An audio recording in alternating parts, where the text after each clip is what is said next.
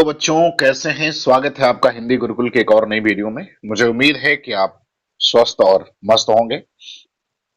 यदि आप मेरे इस चैनल पर नए हैं तो आप इसको सब्सक्राइब करें, और यदि आपने पहले से सब्सक्राइब किया तो इसको लाइक और शेयर जरूर करें। तो आज जो है हम लोग शुरू कर रहे हैं नेट की परीक्षा को ध्यान में रखते हुए हिंदी उपन्यास का टेक्सास पार्ट, जिसमें आज हम लोग बात करेंगे गोदान उपन्यास की।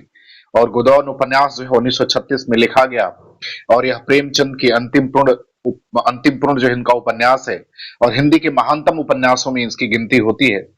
इसमें प्रेमचंद ने किसी एक समस्या को उठाने की बजाय जो है तत्कालीन समाज की जो समस्या है उसको उठाने का प्रयास किया है, और यही कारण है कि गोदान को भारतीय जीवन का महाकाव्य भी जो है वो कहा जाता है। गोदान की कहानी जो है वो दो तरह से चलती है, एक तो गांव पात्र वालों से और एक जो है शहरी पात्र है। और चूंकि इसमें सामान्य पात्र जो महत्वपूर्ण पात्र है और गौण पात्रों को देखें तो एक लंबा चौड़ा जो आपको इसमें पात्रों का समावेश दिखेगा। अगर हम ग्रामीण पात्र की बात करें तो ग्रामीण पात्र में होरी जो है उस प्रमुख है, जो कि धनिया का पति है, और वह बेलारी गांव जो अवध प्रांत में है उसका निवासी है। और उसके जीवन की सबसे बड़ी लालसा है गाय की लालसा जो होती है, और उसके दो भाई हैं जिसका नाम हीरा और शोभा है। होरी की पत्नी का नाम धनिया है। धनिया की उम्र जो है वो उपन्यास के आरंभ में 16 साल 36 साल बताई गई है। धनिया और होरी से कुल 6 संतानें हुई, जिसमें 3 संतानें जीवित हैं और 3 संतान जो है वो मर गई। आप समझ लीजिए दवा दारू के चक्कर में। और जो 3 संतानें जीवित हैं उसमें गोबर, सोना और रूपा, ये 3 संतानें हैं। एक पुत्र है और 2 पुत्री है। और अगर बात करें गोबर की, तो गोबर एक 16 साल का लड़का है, होरी का लड़का है। उपन्यास के आरंभ में उसकी उम्र 16 साल है। सांवला इकहारा युवक है, काम में कोई रुचि नहीं है, बल्कि मुख पर संतोष और विद्रोह का भाव हमेशा रहता है, और झुनिया से उसका प्रेम संबंध है। सोना होरी की बड़ी बेटी है जिसकी उम्र 12 साल है, उपन्यास के आरंभ में है। रूपा उसकी छोटी बेटी है जिसकी उम्र 8 साल है। कहीं कहीं इसकी उम्र 5 और 6 साल के आसपास बताई गई है, थोड़ी ढीठ है। झुनिया भोला की बेटी है, बाल विधवा है, और जिससे जो है वो गोबर का प्रेम होता है। दातादीन गांव में पशु चिकित्सक के आचार्य हैं। उनके पुत्र का नाम मातादीन है, जो कि सिरिया चमारिन से उनका संबंध है। इसके बाद गांव में एक तेल तंबाकू की दुकान है, जिसका उनकी जो मालकिन उसका नाम जो है वो दुलारी सवाइन है। इसके अलावा पात्रों में अगर गौण पात्रों में देखें हम, तो मंगरू शाहू है, पटेश्वरी लाल है, जिहोरी सिंह है, पंडित मोखेलाल है, सिलिया है, भोला है। भोला गांव के एक पूर्वे है, ग्वाला पूर्वा है, उसका जो है वो का ग्वाला है। दूध मक्खन का व्यवसाय है इनका, और पहली पत्नी जो है वो लू लगने से मर जाती है। 3 संतानें हैं, एक का नाम कामता बड़ा लड़का है, जंगी छोटा लड़का है, और जुनिया इनकी जो है तीसरी संतान है, जो इसी पुत्री है, अपने गांव का मुखिया है। और बाद में नोहरी नाम के एक विधवा से जो है उसका विवाह होता है। हीरा का भाई जो है शोभा है, दमड़ी बसोर है, पुनिया है, और दरोगा है। ये अगर आप पात्र देखें तो ये ग्रामीण पात्रों के अंतर्गत श्रेणी में आते हैं। अगर आप शहरी पात्र को देखेंगे तो उसमें राय साहब है, अमरपाल जिनका पूरा नाम है, सिमरी गांव और प्रांत के निवासी हैं। और डॉक्टर मेहता है, बी मेहता है, मिस मालती आपके है एक, मिर्जा खुर्शीद है, मिस्टर चंद्र प्रकाश खन्ना है, गोविंदी देवी है। और अगर इनमें गौण पात्र देखें तो ओंकार नाथ है, मिस्टर श्याम बिहारी तंखा है, राजा सुर प्रताप सिंह है, चुहिया है, और सरोज है। ये आप कुल महत्वपूर्ण पात्रों को अगर देखेंगे आप, तो इसमें कुछ महत्वपूर्ण जो है पात्र है। अगर राय साहब की बात करेंगे तो राय साहब जो है सत्याग्रह संग्राम में कौशल की मेमोरी छोड़ करके जेल चले गए हैं। राष्ट्रवादी थोड़े हैं, संगीत प्रेमी भी है, ड्रामा के बड़े शौकीन है, अच्छे वक्ता हैं, अच्छे लेखक हैं, अच्छे निशानेबाज हैं। पत्नी को मरे हुए 10 साल हो गए, दूसरी शादी नहीं की, 2 बच्चे हैं, एक का नाम रुद्रपाल सिंह है और लड़की का नाम मीनाक्षी लड़की है। और जेठ के दशहरे के अवसर पर धनुषक का आयोजन करते हैं, जिसमें उन्होंने होरी को जो है वो माली का रोल ऑफर भी किया था, ऐसा उसमें लिखा गया है। डॉक्टर मेहता यूनिवर्सिटी में दर्शन शास्त्र के अध्यापक हैं। मिस मालती जो है इंग्लैंड से पढ़ाई करके आई हैं। और मिर्जा खुर्शीद जो है सूफी मुसलमान है, दिल लगी बाज और बेफिक्र मौज है। काम जो है कारोबार में चौपट वपट हो गया, काम जूते की दुकान भी इनकी है। मिस्टर चंद्रकांत खन्ना जो है बैंक मैनेजर है और शक्कर मिल के डायरेक्टर भी रहे हैं। और गोविंद देवी मिस्टर खन्ना की पत्नी है। कविता लिखने का बड़ा शौकीन है, शौक है इनको, बड़ी शौकीन है इसकी। ओमकारनाथ जो है दैनिक पत्र बिजली के संपादक भी हैं। मिस्टर श्याम बैरी तंखा जो है पशु वकील है, परंतु वकालत न चलने के कारण बीमा कंपनी के जो है दलाल बन गए। और राजा सुर प्रताप सिंह राय साहब के मुकाबले चुनाव लड़ते हैं और हार जाते हैं। तो एक महत्वपूर्ण जो है इनके ये पात्र है। तो चलिए इन पात्रों के बाद शुरू करते हैं कि प्रश्न कौन कौन से हैं, तो चलिए आज की शुरुआत होती है वीडियो। देखिए पहला सवाल कहते हैं कि जब अपनी गर्दन दूसरों के पैरों के तले दबी हो तो उन पैरों को सहलाने में कुशल है, गोदान उपन्यास में यह कथन किसका है? तो आपको बताना है कि गोदान उपन्यास में यह कथन जो है वो किसका है, किसके द्वारा यह कहा गया है। कह रहे हैं कि जब अपनी गर्दन दूसरे के पैरों तले दबी हो तो उन पैरों को सहलाने में कुशल है, गोदान उपन्यास में यह कथन जो है यह किसका है? बताइए। चलिए, ए होरी, बी झुनिया, सी गोबर और डी भोला। तो देखो बच्चों ये कथन जो है वो किसका है? होरी का है। तो ऑप्शन पहला जो है इसमें वो सही हो जाएगा। कौन सा सही हो जाएगा? सही हो जाएगा पहला वाला ऑप्शन। चलिए दूसरा सवाल क्या कह रहा है? कह रहा है क्या ससुराल जाना जो पांचों पोशाकें लाई है? होरी का कथन धनिया से। अब होरी जो है यह बात अपनी पत्नी धनिया से कहता है कि क्या ससुराल जाना है जो 5 पोशाक लाई है।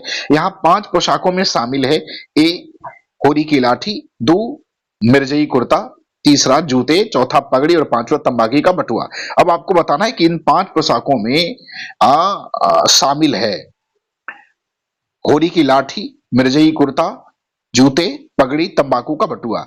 ए और 2, 1 2 3, 3 और 4, 1 2 3 4 या 5।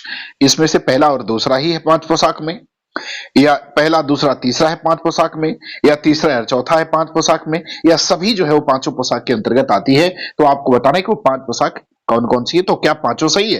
तो ये उत्तर आपको देना है क्वेश्चन नंबर दूसरे का। तो देखो बच्चों दूसरे क्वेश्चन का उत्तर हो जाएगा डी, क्योंकि पांचों पोशाक में होरी की लाठी भी शामिल है, मिर्जई भी शामिल है, जूता भी शामिल है, पगड़ी भी शामिल है और तंबाकू का बटुआ भी शामिल है। तो ये चारों पांचों के पांचों जो है उसमें शामिल है। और यह बात कहता है कौन? होरी कहता है अपनी पत्नी धनिया से।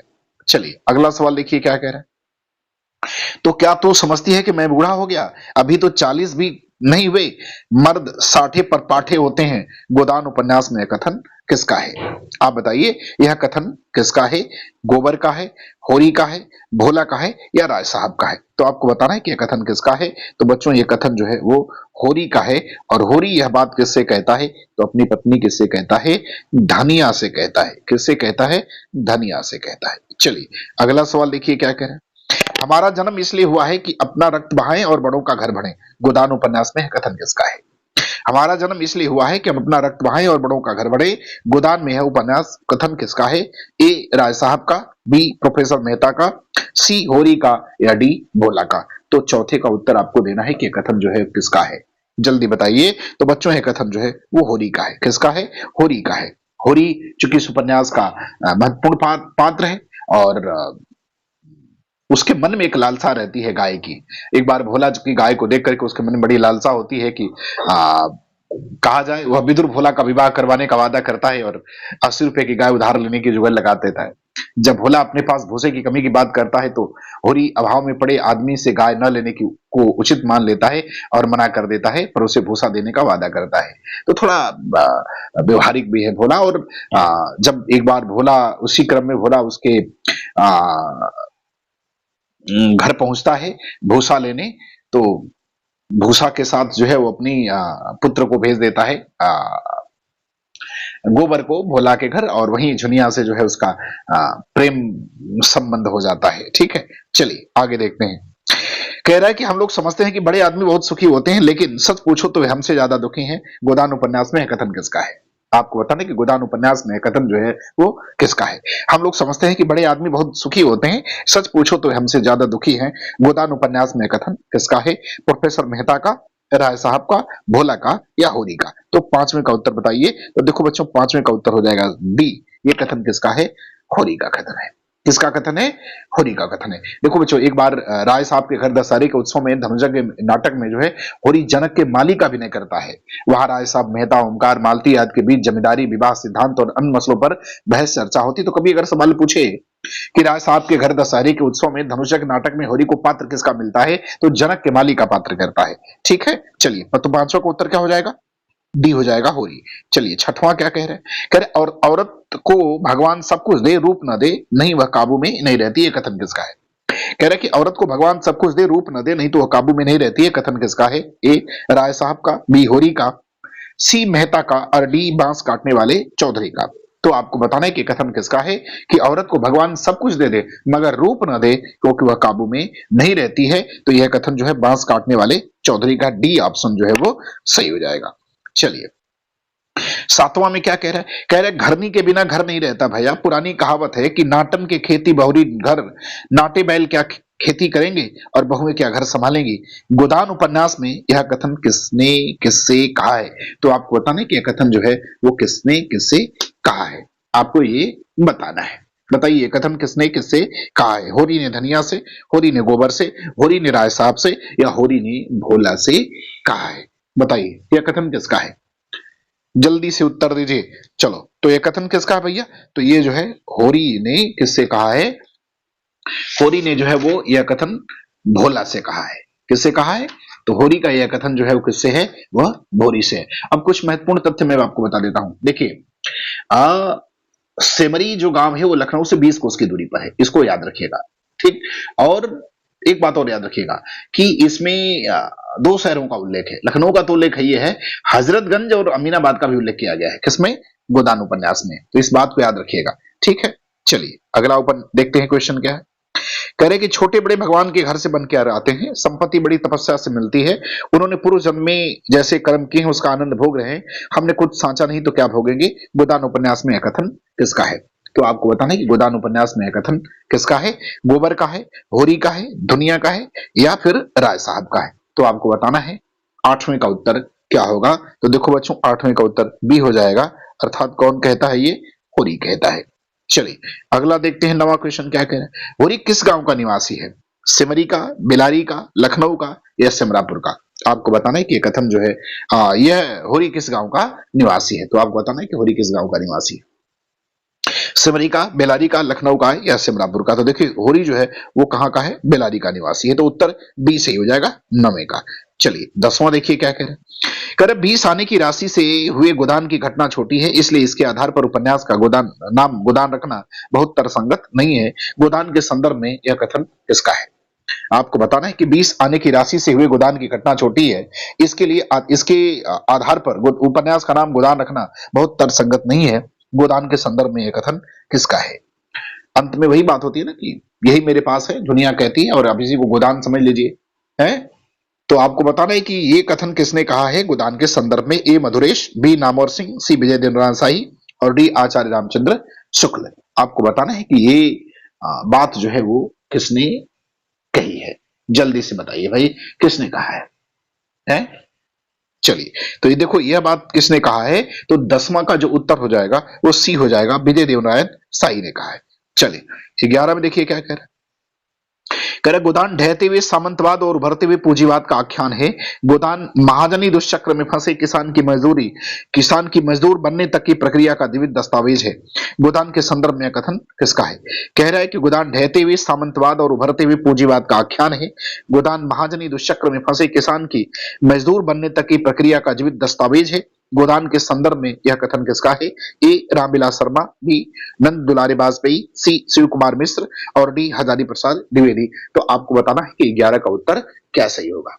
जल्दी से बताइए कि 11 का उत्तर जो है वो क्या सही होगा, आपको बताना है। बताइए क्या सही होगा? रामविलास शर्मा, नंदुलारे वाजपेयी, शिव कुमार मिश्र, या हजारी प्रसाद द्विवेदी? तो देखो बच्चों 11 का जो उत्तर हो जाएगा ना वो हो जाएगा आपका सी, शिव कुमार मिश्र ने कहा है।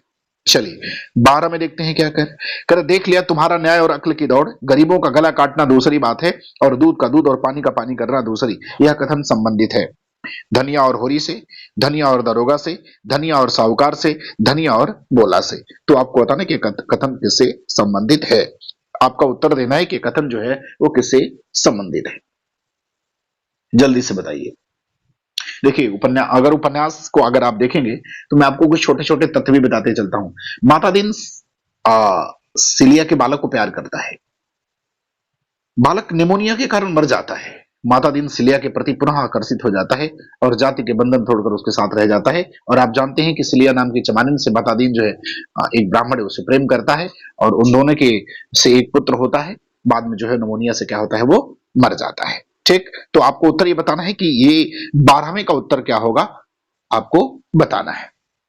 12 का उत्तर क्या होगा आपको बताना है। तो 12 का उत्तर हो जाएगा बी, धनिया और दरोगा से। क्योंकि धनिया का यह संवाद जो है किससे होता है? दरोगा से होता है। तो 12 का उत्तर क्या हो जाएगा? बी हो जाएगा, यह दरोगा से उत्तर देती है। चलिए 13 में देखिए क्या कह रहे हैं, कह रहे कि पति जब मर रहा हो तो उससे बैर कैसे बैर, ऐसी दशा में तो बैरियों से बैर नहीं कर रहता, वह तो अपना पति है, लाख बुरा हो पर उसी के साथ जीवन के 25 साल काटे हैं, सुख लिया है तो उसी के साथ और दुख भोगा है तो उसी के साथ, अब तो अच्छा, चाहे अच्छा हो या बुरा अपना है, गोदान उपन्यास में कथन किसका है।